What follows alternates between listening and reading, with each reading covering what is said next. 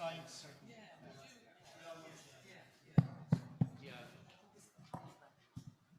Okay, folks, my name is Shay, Cody. I'm president of the society. If you're looking at the agenda, we're nearly at the end of the race. Certainly, we're nearly at the end of the marathon. We're drawing to a close of the conference with what I think is a really important discussion about where do we go from here, labour history in the 21st century. And I think we're all lucky to be assisted in our thinking and our discussion on this with the presence of Emmet O'Connor, who is, dare I say, the grandfather of the labour history studies and the society. Emmet has a huge history of publications, writings, lecturing, obviously professionally in the University of Ulster, but has been a great stalwart of the society right up to his most recent publication, Rotten Prods, that was launched into society recently.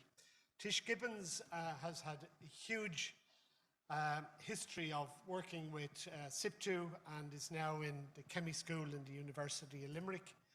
And Mike Mecham is an active member of the society, representing our friends and comrades across the water, particularly through the Society for the Study of Labour History and the Scottish and Welsh Societies. So we really want to use this as an opportunity to I suppose, see where we are in the 21st century and maybe see where we're going to go. So I'm going to first invite Emmet to do a presentation. That'll be followed by Tish, and we'll conclude with Mike and then have an opportunity for some questions and suggestions and comments. So over to you, Emmet.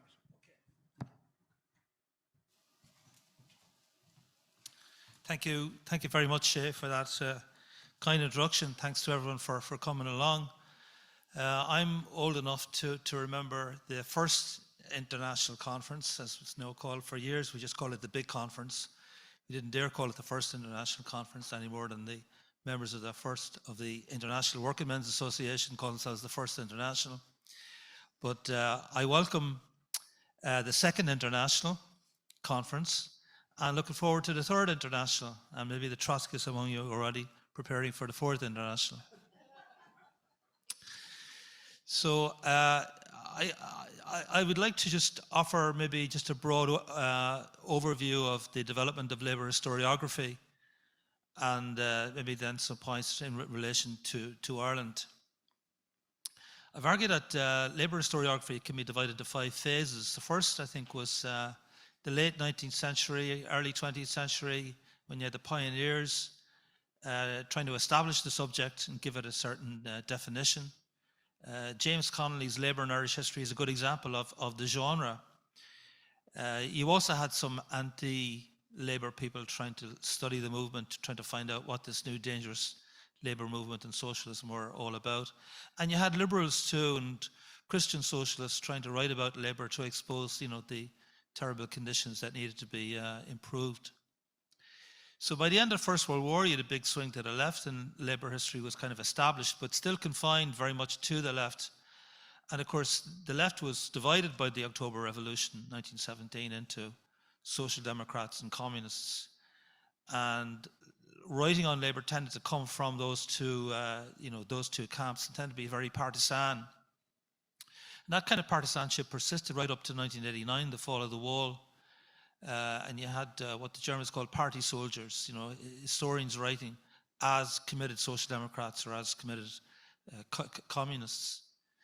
Then I think you had the new labour history, as it was called, a third wave from 1945, when labour history started to get established in universities, and the university scholars brought a new kind of rigour and a greater objectivity, I think, to the discipline.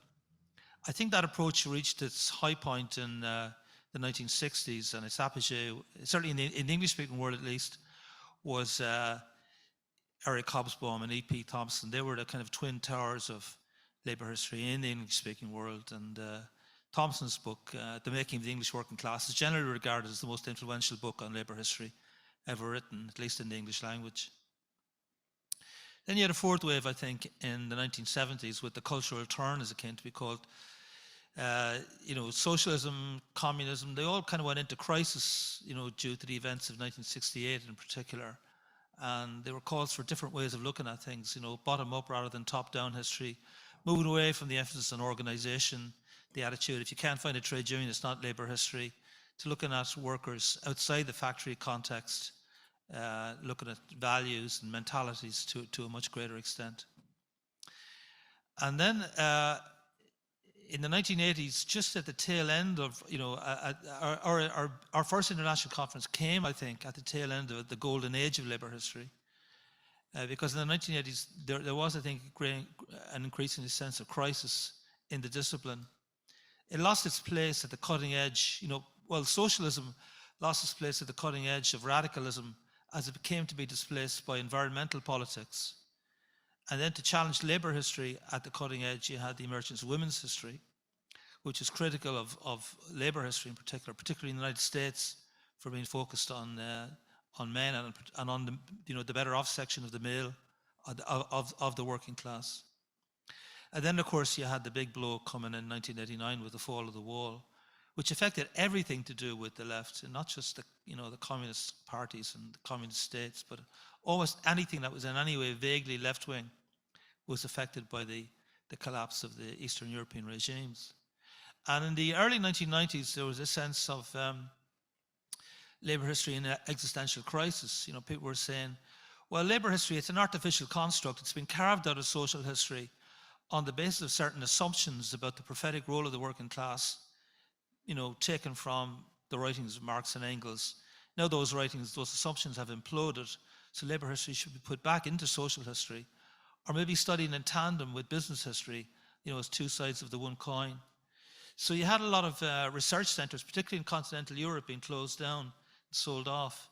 Because in the continental Europe, you had a different attitude, whereas in the English-speaking world, the attitude was the trade union should be run on bargain-based principles and should be about wages and conditions, and nothing else is a bit of a waste of money.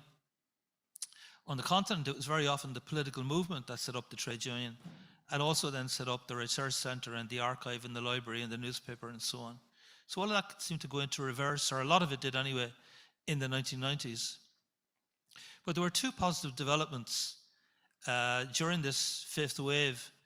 One was that there was a new emphasis on globalization, particularly in what are called the BRIC countries, Brazil, India and South Africa especially, where labour history is really doing quite well and it's flourishing, and it's seen to be a path to the understanding of globalization, looking at patterns of labour movement and labour, patterns of work and flows of capital and so on. And also, I think the opening up of the Comintern archives, with their 60 million pages of documents on communism worldwide, 3,000 pages of those were related to Ireland. And of course, Lenin's idea was that communism should be a world party. And that was very much the ambition in the 20s and 30s. So you had this unique opportunity to study a world movement through the papers of a single archive. And in the 1990s, Russia, well, Moscow at least, it was like the Klondike, particularly for German historians. It was full of German historians looking at the history of the KPD. So there was a certain benefit there, and things have stabilized, I think, in the Northern Hemisphere as well for labour history. It has kind of recovered its nerve and recovered a certain rationale in the 20th century and the 21st century. And that rationale has always been somewhat political, somewhat based on politics. Not, you don't have to be a socialist to study labour history, but it helps.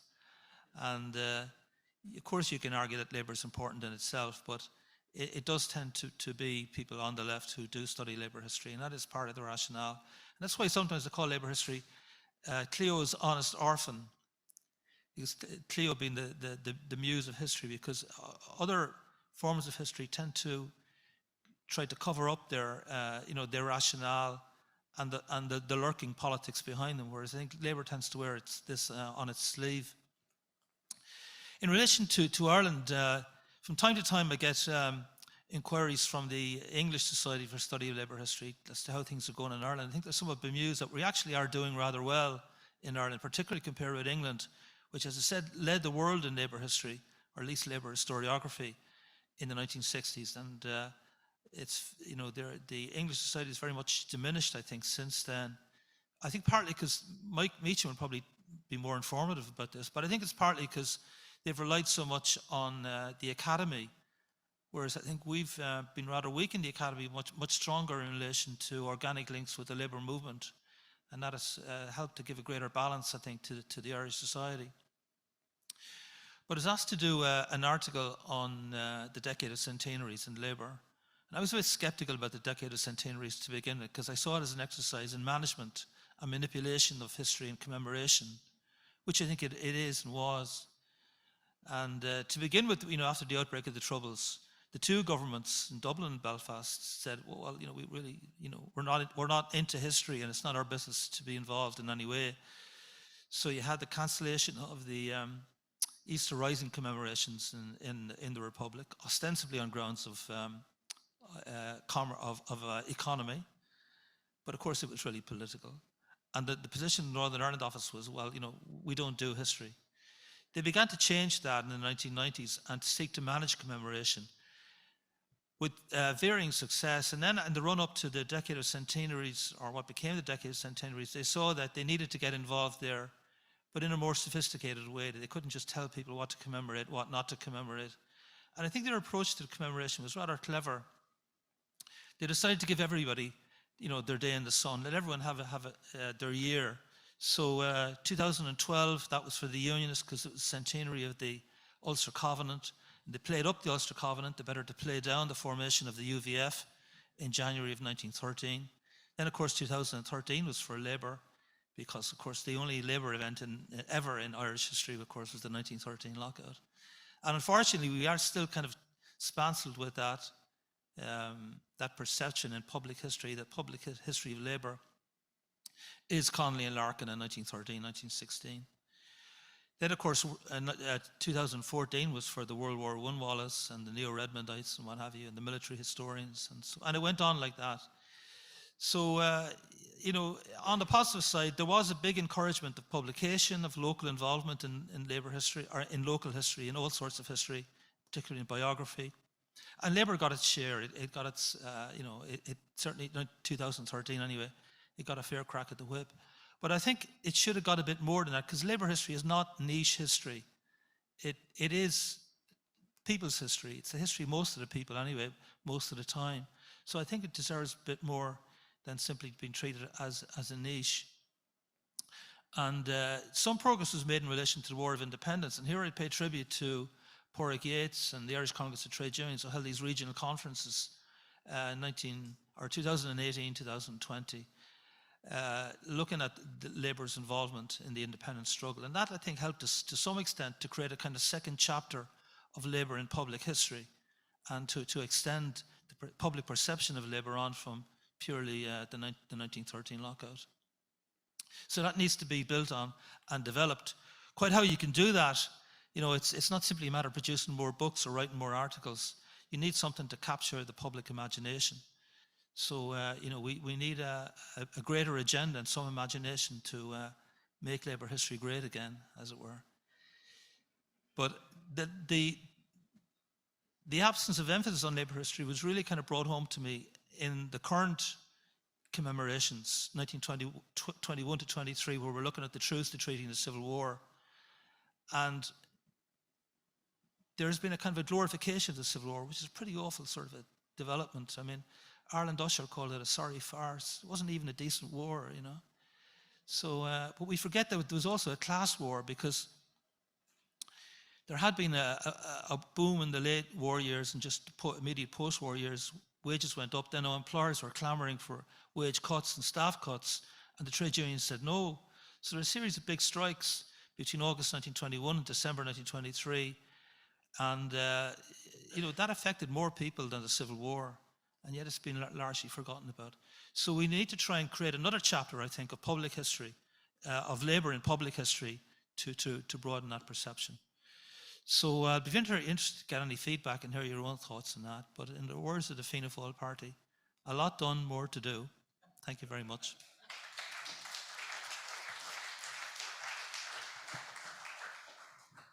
Thanks, Emmet. And now Tish. Thanks. It's difficult to follow the granddad of labour history when you're not even a labour historian yourself. But anyway, I come to labour history really from trade union education, and to there from a twin belief in both the labour movement and this idea of social purpose education. And by social purpose education, I've taken Rennie Johnston's definition of it, and that is the providing people with knowledge which they can use collectively to change society if they so wish, and the intellectual tools to play a full role in a democratic society or to challenge the inequalities and injustices of society in order to bring about radical social change. So it's an easy leap from there to trade union education with its multifaceted purpose, which Bruce Spencer describes as, to prepare and train members to play an active role in the union, to educate activists and members about union policy, new management techniques or changes in labour legislation, to develop union consciousness, to build common goals and share organising and campaigning experience. All of which rather puts us in good company, as Hobsbawm has defined the labour historian or labour history as a point of junction between politics and academic study, between practical commitment and theoretical understanding, between interpreting the world and changing it, indeed. So, how is labour history to be taught in the 21st century? In particular to those whose history it is.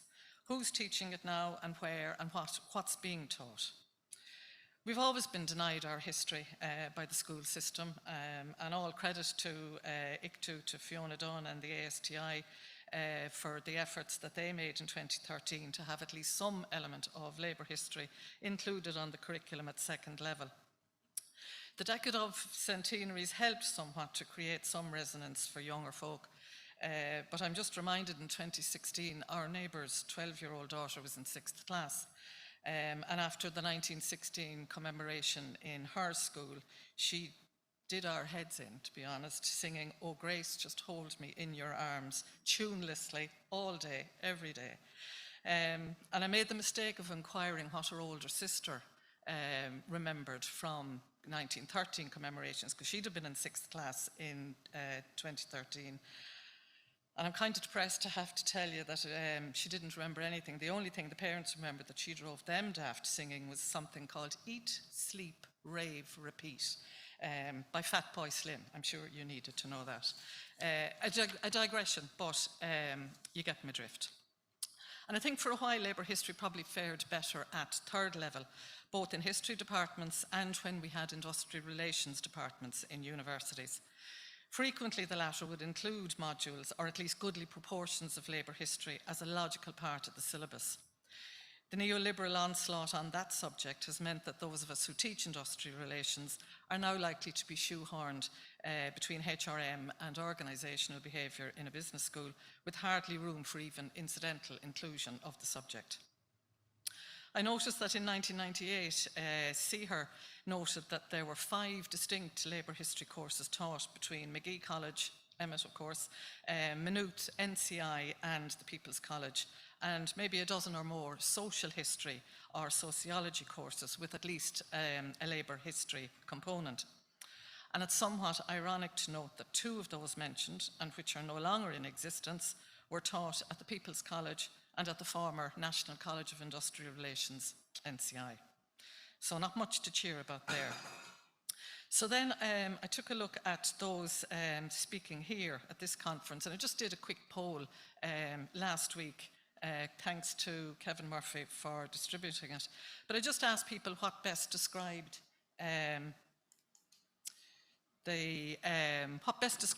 your role in teaching or disseminating labour history. So the options were: I don't teach labour history, I teach labour history but not in Ireland, I teach labour history informally via research, publications, presentations, or by organising commemorative events with trade unions or historical societies. The 4th option was: I teach labour history incidentally as part of teaching other subjects such as industrial relations or labour law at a university, labour college or other educational institute. And the final option: I teach labour history as a separate accredited module at a university, labour college or other educational institute.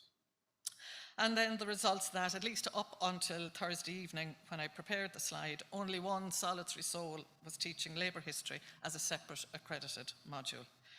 3 were teaching it, you might say, incidentally, making the most of opportunities to do so in other, perhaps broader contexts.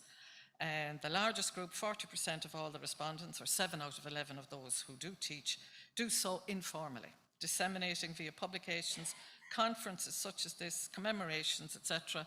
And as Emmet has already referred, there is really a great abundance of all of that in recent years. So then I thought, well, maybe the trade unions, that might work out a bit better. So I wrote to the 12 largest unions in operation in Ireland and affiliated SIPTU. And of those, 10 replied, representing, I suppose, more than 60% of unionised workers in the country. And they all report providing some form of training and education for the membership, and all have published a history of their own union. Yet, 3 don't teach any labour history at all in their training programmes. 6 do so incidentally as part of other modules. And again, 1 hero teaches labour history as a distinct module or course. And that's the new module we introduced in the ICTU SIPTU Trade Union Studies programme in SIPTU College in 2019. So I'm seeing something of a pattern here, and I don't know how much of a problem it is for us going forward, because there's a huge and burgeoning tradition of the informal teaching, if I may call it that, and you know, the dissemination of labour history via publications, commemorative events, conferences like this, ILHS and CHER, the Irish Centre for the Histories of Labour and Class in Galway, and all the festivals around individuals, Mother Jones, Marky Fitzpatrick, Jim Connell, Tom Johnson, James Connolly, all of that. If I haven't mentioned your pet project now, don't be giving out to me because we only are allowed 10 minutes each. But anyway, suffice it to say we have researchers and written resources aplenty, Emmet O'Connor's textbook and you know, several really recent publications as well. So what's my problem? Don't we do it well? And I think we do. We really commemorate and rightly honour the workers and agitators of the past who forged the way and won the gains that we now enjoy. But I see two challenges, I think, for us. One of it doesn't seem like a challenge at all because we all keep meeting one another at all of these events, and enjoyable as that is, I'm not sure we're reaching those whose history it is. The coming generations who face political challenges at work and in society equal to, if not greater than ours or their ancestors.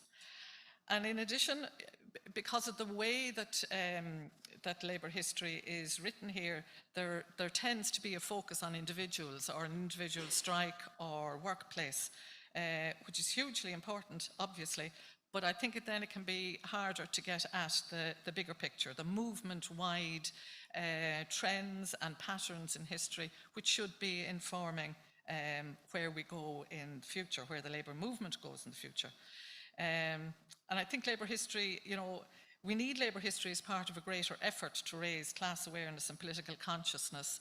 And I think that means maybe a greater cohesion between labour historians and researching and the trade union movement. And I think as well with the trade union movement, the trend now for renewal and rebuilding trade unions leans on what's called the organising model of trade unionism. And you'd be forgiven for thinking that this is something invented by American trade unions in the recent past, such as the focus of publications on the matter.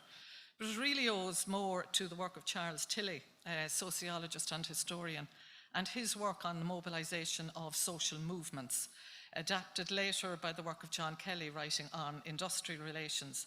And whichever way you read it, both really rely significantly on common elements necessary to mobilise people, to get to collective action of whatever variety. Briefly, there needs to be a collective sense of injustice, a feeling of us and them, where blame can be apportioned to an identifiable other outside of the group. An understanding of the power relations that exist, where there is a belief that collective action will produce the goods, and where the opportunity to act is grounded in fact. And it always mystifies me that models and manuals based on these prerequisites can prescribe in perfect detail everything but an awareness of the history of similar strategies or patterns of renewal over time. the history of similar problems overcome or not, as the case may be, and to learn from them. So there I see a bit of a challenge to bring us back, you know, building the bridge, I suppose, between past, present and future. As Hobsbawm would put it, you know, the bridge between politics and academia, between theory and practice, between interpreting the world and changing it, which I suppose, for me anyway, is the point of it. Thanks.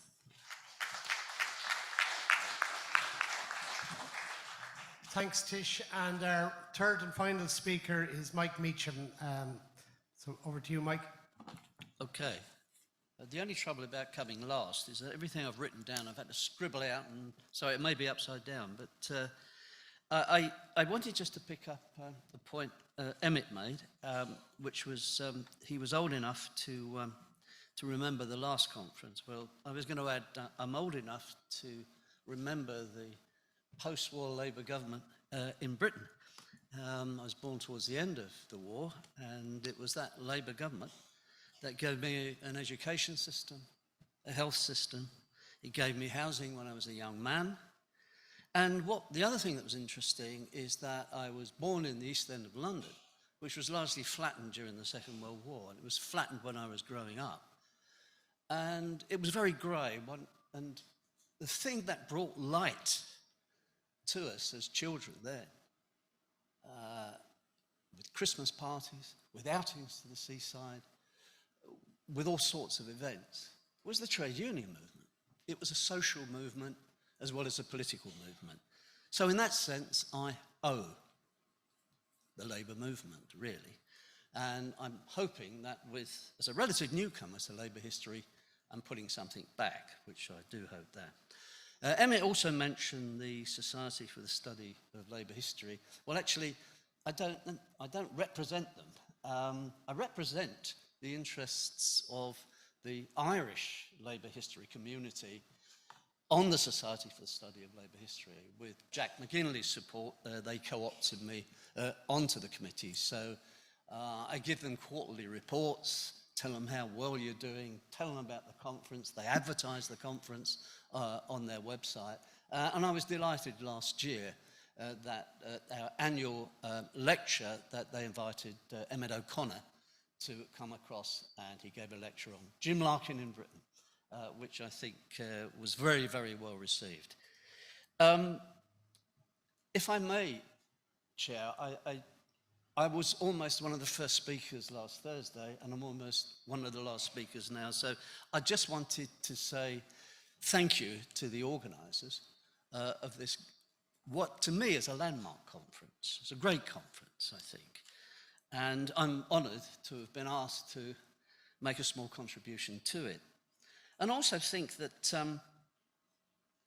the conference itself has been greatly enhanced by the book which Francis Devine and his colleagues put together, and all those who wrote the articles, and for Jack McGinley to publish it.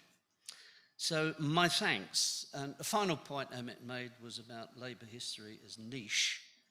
The title of the book is Labour History in Irish History, and I, certainly from Britain, I would say Labour history as British history, because I was brought up on a book called The People's History of England, which was published in 1937, which I still have and still read.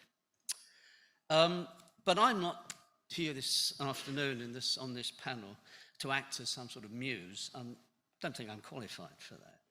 But hopefully as a facilitator to prompt and hear what you have to say about what you've got from the conference and what it's going to give for us. And on that note, I actually thought, well, I'm not going to sit down and think up points. I'm going to go around to the societies in Britain and ask them what they think Labour history will be in the 21st century. So I went to the Society for the Study of Labour History, I went to the Scottish Society, the Labour History Society, and to the Welsh. And I joined them all, so as well as the Irish, I have the full card, I think.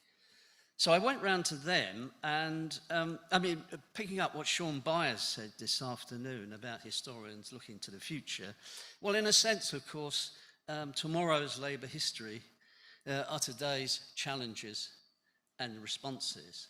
And I had somebody on the radio just before I came over, and she was asked whether she was a traditionalist or not. And she said she had respect for the past, she heralded the future, but she concentrated on the present. And I think that, in a way, reflects on what we've been doing here. So I went round to all three, and I got responses back, and I summarised them, and all the points they make are up there. I'm not going to go speak to every one of them. I'm just going to leave them there, because I think a lot of the issues on there have come up during the conference. You know, the recomposition of the working class. Look at a very important discussion today about class in society and class in labour history. The role of culture and cultural performance. We had a perfect example of that yesterday when we had a series of films on the labour movement, which Francie Devine put together. You know, the importance of it in preserving and transmitting labour history. The third point, transnational history, has come up time and again, and comparisons between the different societies. And I put a flag up when I gave my lecture on Connolly and Walker, a book that's just come out on James Connolly, which looks at Connolly on a transnational basis.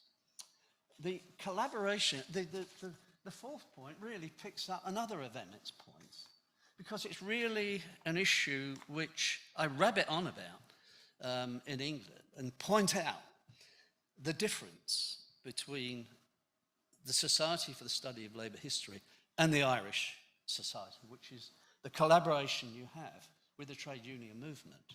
Emmet is quite right. We don't have a collaboration with the trade union movement. I'm told we used to have, but that seems to have died out. I would add, however, and a plug for the Scottish Society now. I know Steve Coyle is here from the Scottish Society as well. The John Maclean Centenary Conference in November is in fact being, I think it's at the Unite offices, and it's being sponsored by Unite and Unison. So there's an example of collaboration there. And other issues which I think have come up during discussion here, what constitutes labour history? Do we need to sit down and actually think about what is labour history and what should we cover? I don't know whether you reflect on this, but we were discussing it in the bar the other night, some from Europe, some from Ireland. You know, how can labour histories survive and thrive? The membership is often, and those involved, aged and ageing, and you have a perfect example in front of you at the moment. Do we need urgent strategies to adjust to that?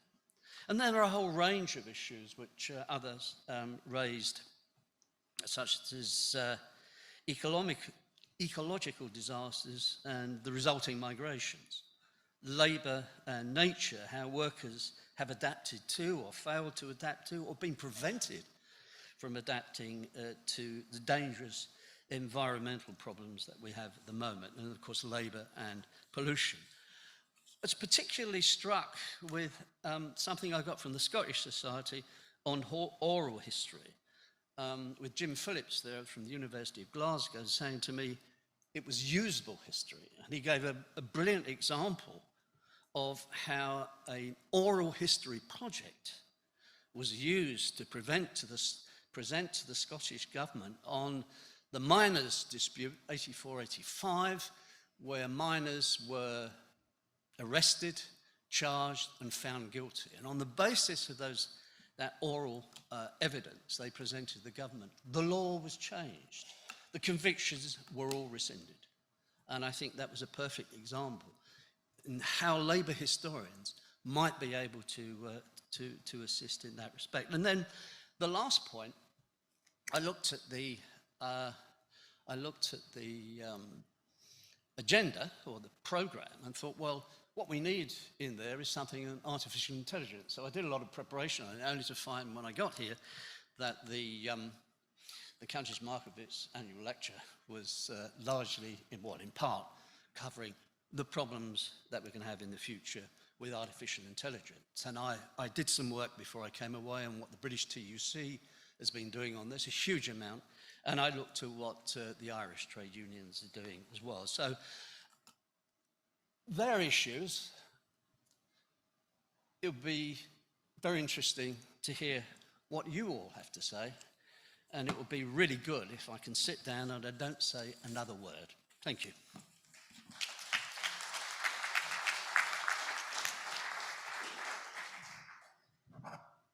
Okay, well, I've one or two questions, but I'm going to wait until I give you an opportunity. So could I ask for a show of hands? So maybe we'll start over here on the left-hand side, and then Noel and in the front. So we'll maybe take three, and then we'll come back to the floor after that. I would just like to congratulate the Labour History Society on this wonderful seminar over a number of days. But I'm always reminded in regards to Labour history that what we're looking at is our past in terms of shaping the possibility of where we will be in the future. And ironically, right throughout all of the presentations I've heard, we've heard of the organisation capabilities of the trade union movement, the agitational capabilities of the trade union movement, the changes in society that the trade union movement has brought about, but no fundamental examination of where the trade union movement is today. That, for instance, in Ireland on the private sector, that trade union density is at 13%. That every year that passes by in recent times, trade union membership is in rapid decline. We know, and it has been referred to by the last speaker, that if we look at history, where trade union movement has been constrained and confined by the law, the 1906 Act, where the trade union movement organised, campaigned, agitated for changes in the law. The same applies to health and safety, social welfare, etc. Yet today, and we've heard it even in the previous presentation, we hear about social dialogue, we heard about the lack of connectivity between the trade union movement, its members and the former members. As an organisation, we support every human rights campaign in recent decades, whether it was on divorce, the rights to marriage, etc. And on the one fundamental right, the right to organise, the right to collective bargaining, we are silent. I said it in Belfast, we should stand up and demand a constitutional amendment to give us the right to collective bargaining and trade union organisation.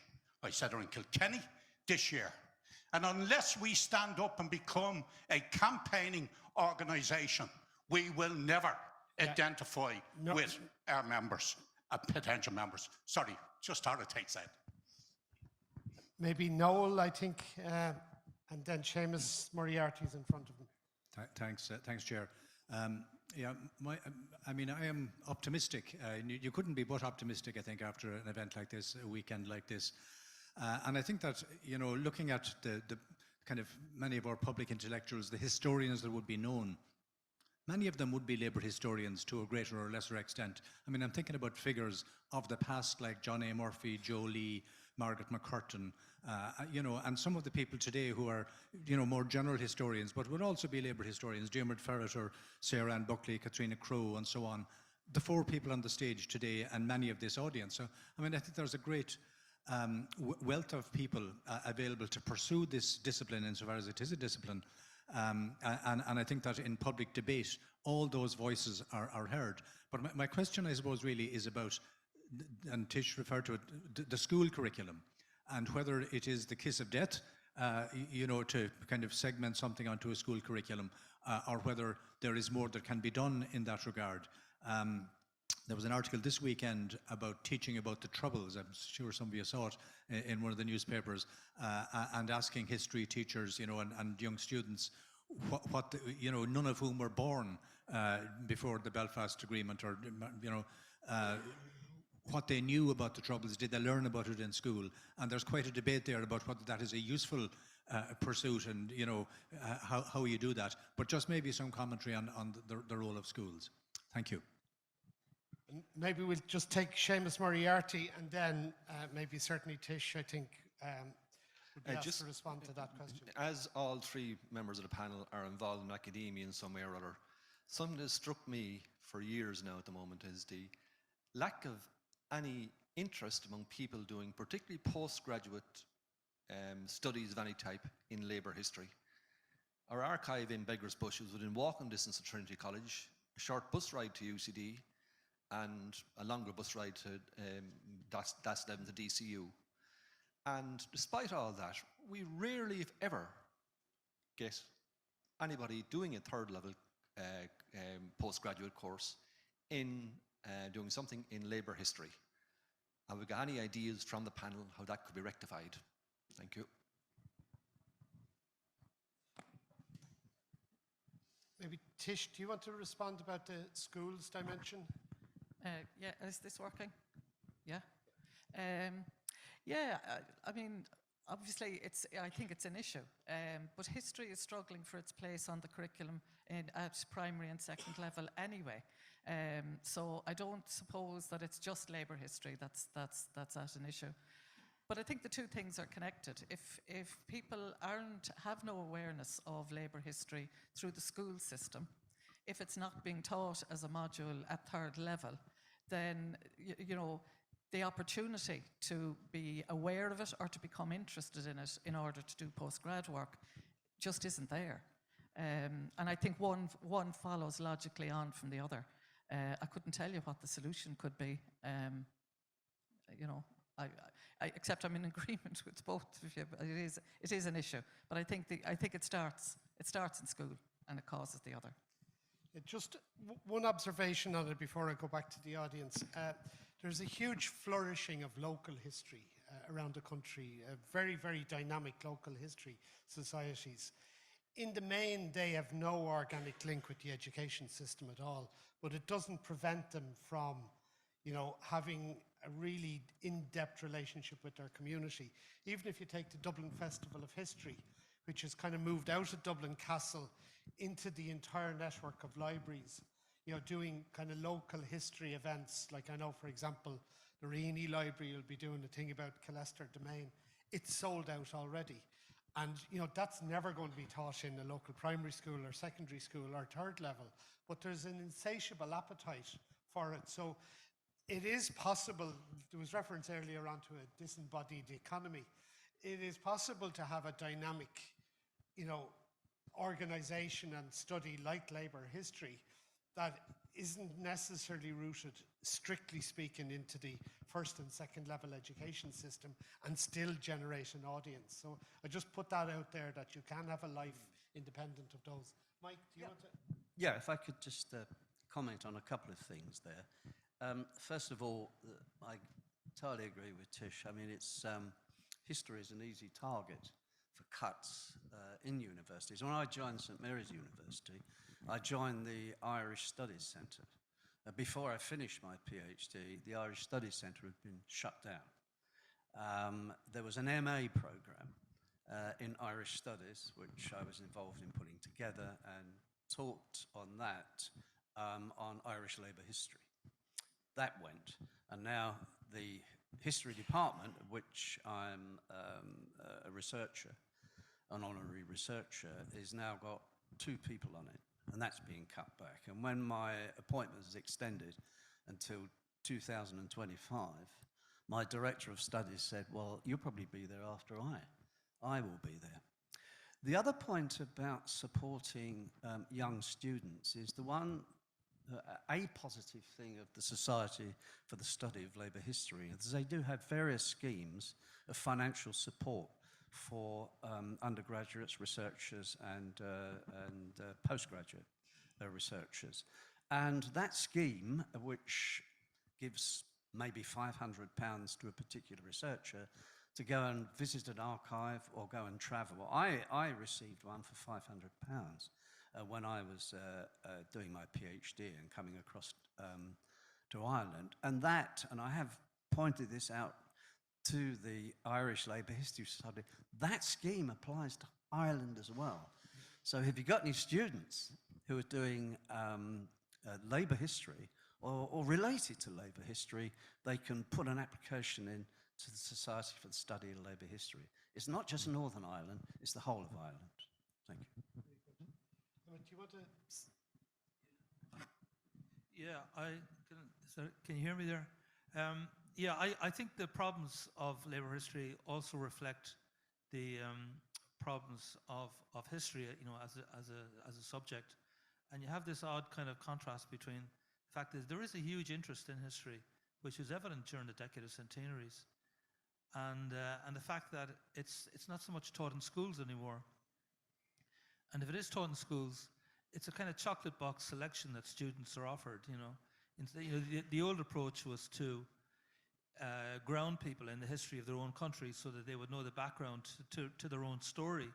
But now students in secondary school or even in university, they'll do a module on the Tudors, they'll do Pirates of the Caribbean, they'll do maybe the American experience in Vietnam, and they've done history. Or they'll do the origins of World War II and something like that. And that's it, they've done history, they've got a degree in history. And they don't know, the bits in between and the overall context and connection. So I think we need to restore the importance of history, at least a recognition of the importance of history, and then assert, the importance of labour history within that framework. Charles, is it? Yep. Yep. Can you hear me? Yeah. Yeah. Arising from addressing all of the points that the speakers made, but using Emmet's expression about much done and more to do, I have two interrelated questions arising from that, with a brief introduction. 50 years ago when the society was established, it was established to pursue labour history because nobody else was doing it. Now, specifically to talk about labour history, Emmet's point, much done and more to do. My question is, what we've been doing in the past and what we should be doing with the more to do, as it were, in the future. In the year the History Society was founded, A.E. Musson of Manchester, labour historian, produced a fantastic book which was an overview of labour history as it stood at that time. And whereas he didn't use the word tendentious, his argument was that a lot of the work that had taken place before then was tendentious in that certain aspects of labour history were played up to suit a certain political projection that was being brought out there. Now, my two questions are this, they're interrelated. And the thing I've found frustrating over the last 60 years of my interest in labour history is this. It seems to me that too many people in the field of labour history are looking for and writing about what they want to find, rather than looking at labour history and writing it up, warts and all, in all its manifestations. What do the speakers think about that? Do they think labour historians have been looking for and writing about what they wanted to find? And do they think in the future that they either should continue that or we should be advocating the writing of labour history for what it was? Okay, there's a speaker here, with the mic. Thanks, Shay. Margaret de Courcy. Can I just say uniquely in this audience, there is 5 former tutors from SIPTU College who have spent decades between them teaching labour history, whether it was integrated or not integrated into a particular course. Francis Devine and myself, in fact, were involved in the very early stages of putting together the Certificate in Trade Union and Business Studies. But the point I want to make is this.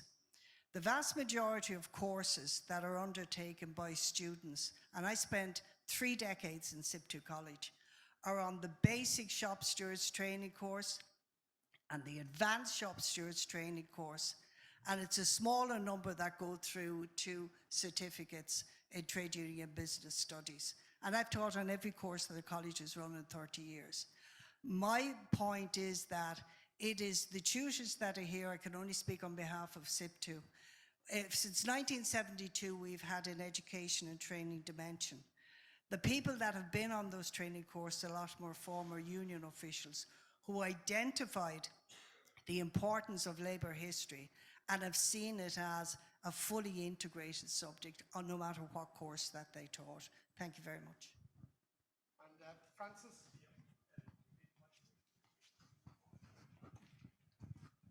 I came along on Thursday with a great deal of emotion because somebody like me obviously spent a long time involved in the History Society, and I was thinking of fallen comrades, etc. But I was also thinking of 1980, which was an incredible event, partly because we had about 500 people.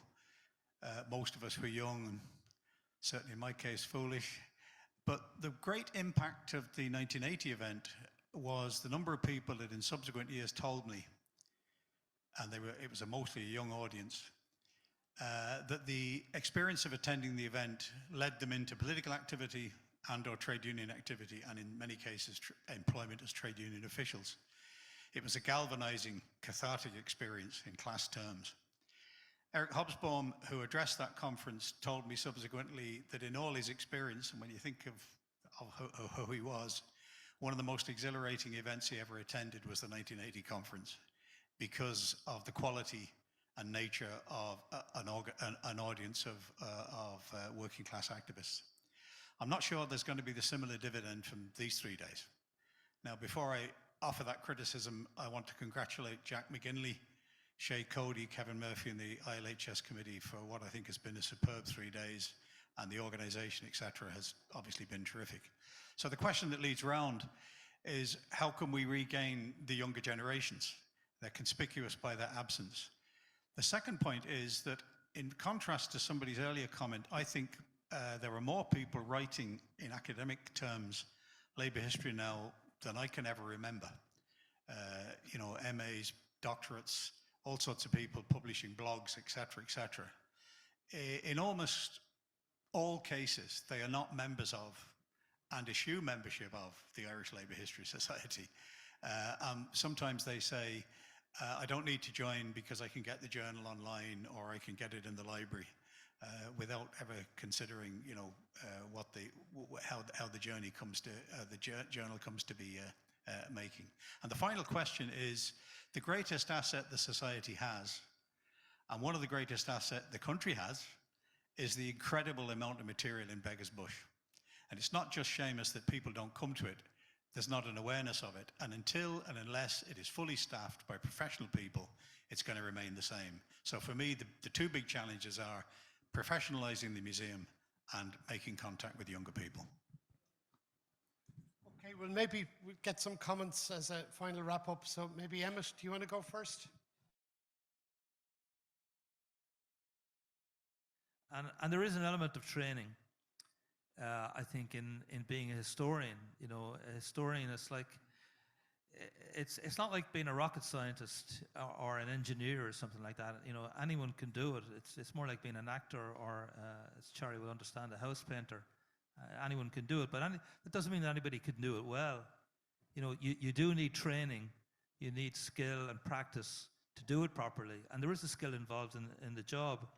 So I think it's, you know, that has to be recognised, and we do need, I think, constantly to raise the grade and the quality, because a lot of stuff is coming out now, but I think the problem is more quality rather than quantity. And if we are going to make an impact on public history, which I think should be our aim, I think we're churning out a lot of material, but we need to kind of have that impact on the public perception of our past. I think that should be the objective. We will need to produce better quality material, connect more with the public, and I think we can possibly do that through the trade unions. You know, because we do aim to serve the unions and union members. Maybe we should be demanding more from the unions in return that did do more to promote labour history and consciousness of labour's past among their own members. And I agree entirely with Francis Devine. It sounds entirely a bit elitist to say, oh, we need, professionals. But the reality is we do need full-time trained staff, whether it's working in the archives, working in the library, the museum, or indeed working in the discipline itself. Tish, do you have any observations on any of those contributions? Not really, but it's the connection, I think, between all of them. And I think, Francie really sort of answered as well. It's Labour history isn't out there. There's no sort of separate awareness of it because it's not being taught in schools. They're not hearing it from the very beginning. And I think, it's all of a part. And I suspect, that Francie's right, that, and what Emmet is saying, that maybe the onus is on us, to do something about that, not just to do the research and the writing, but to be part of changing the way it is now. Shay, can I come in when you're ready? No, sorry, first of all, Mike is coming in and then we're going to be wrapping up. Well, as all three of us have been asked, I've not got a lot to add to that. I would say that having made a great puff for all the support, financial support that was on offer from the Society of Study of Labour History, one of the conditions of receiving the funding is that they join the Society for the Study of Labour History, so they have their 20 quid taken out of their 500.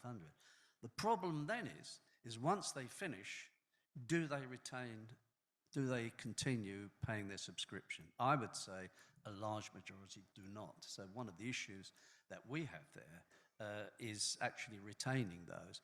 And I think as regards historians, what they want to find, I think I would turn it another way. Historians approach a subject because it interests them.